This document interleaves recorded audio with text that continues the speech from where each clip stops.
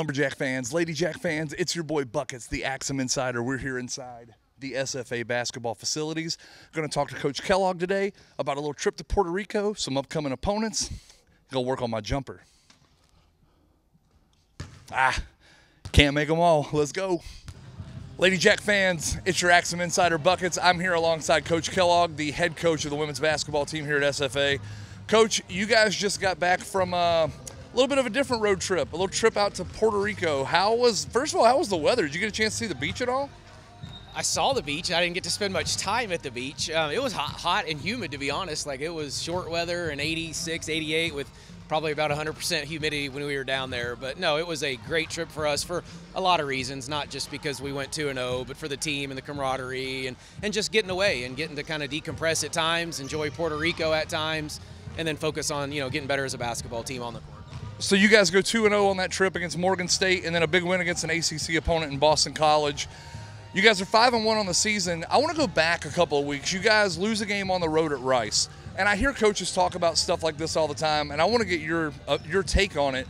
Do you think it helps to lose a game like that early in the season? Do you think you find out a little bit about yourselves and how you bounce back from some adversity, or would you rather just been undefeated right now?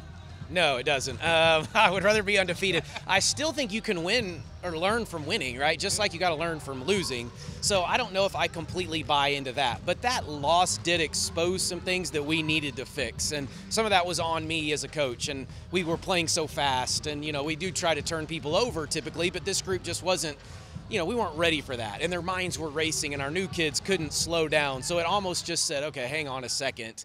Let's take a step back before we can take some of these steps forward that we will eventually. We just weren't there at the time. So, it was a good loss, I guess, looking back at it now, but I still think we could have learned that lesson if we had won. So you talked about, the team kind of growing through that a little bit. How do you think the team's come together so far? 6 games in, you guys are 5-1.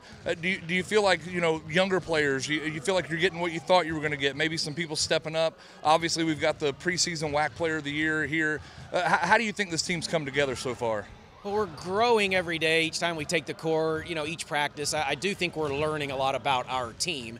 I thought we learned a lot about ourselves in Puerto Rico in particular, but even at North Texas before we left, that was a big step for us. So yeah, we're getting better, we're learning. Now we make mistakes left and right, and this is nowhere near a well-oiled machine yet. But no, like the veteran kids and especially those post players right now have carried us, and that's probably what I would have expected or hoped this time of year. You talked about Ayanna, Kirsten Harden has come in and had an immediate impact, and Avery Brittingham. Those are all kids that have done this. They're double-digit scorers at the collegiate level. And then you get the younger, more inexperienced group of the Angels and Jordan and Kyla's and Tyler and Dez and that group that really are getting better each time they take the floor. So, yeah, we're learning a lot about ourselves. And then finally, big game coming up on Thursday, a ranked opponent here in the Sawmill with number 23 Gonzaga. And then Arizona State, I think, about 10 days after that. So a couple of big-time opponents on the schedule coming up. What does that mean for SFA women's basketball as a program to have those games coming up? And how are you guys approaching that as far as a team and kind of keeping them, maybe a little bit from getting a little too excited maybe about having those big games coming up? Yeah, well, we played Gonzaga a year ago at their place. So, and it was tied with 2:54 to go, and they made all the plays late, and we didn't make any of those last couple minutes. But these kids, most of them have been through it. We just played an ACC school on a neutral floor, and, so I just think it probably, you focus a little bit more and your attention to details a little bit better when you have opponents, like that. But our challenge is we need to prepare every game the same way, regardless if it says Gonzaga or Arizona State across their chest.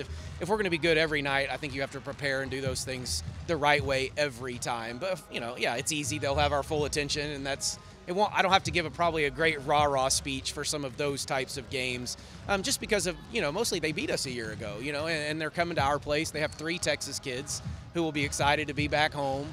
And so they'll be ready. They'll be ready. We'll be ready. It should be a really good basketball game. And I don't know, we tried to look it up and couldn't even find the last time a ranked opponent had been in the Coliseum. So it's been a while, and it'll be a great challenge for us.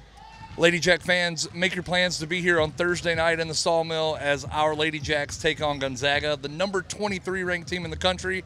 Arizona State about 10 days later. Coach, thanks as always for your time. It's your boy Buckets, your Axum Insider. We'll see you guys next time.